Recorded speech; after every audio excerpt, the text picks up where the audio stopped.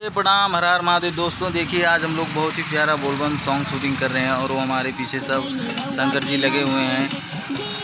आइए आप लोग को दिखा रहे हैं बहुत ही प्यारा बोलबम सॉन्ग। देखिए बहुत ही प्यारा लोकेशन है यहाँ का। आइए आप सब लोग को दिखाते हैं पूरा यहाँ का लोकेशन। देखिए वहाँ सब पब्लिक हैं। आइए आप लोग को अभी दिखा रहे हैं लाइव शूटिंग कैसे होता है बोलबम सॉन्ग।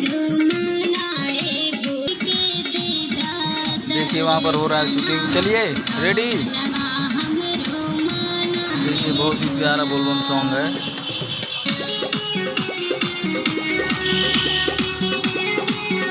से लगा वो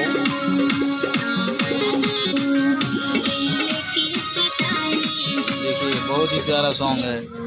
आइए आप लोगों को मिलवाते हैं हमारे शंकर जी से। और ये हमारे बताओ अपने गाने के बारे में। हम यहाँ सिंगर एंड एक्टर, हमारा ये सॉन्ग जो है लुभानी म्यूजिक पे जाएगा। प्लीज़ आप लोग देखिएगा और पसंद है चैनल को सब्सक्राइब कीजिएगा। धन्यवाद। देखिए भैया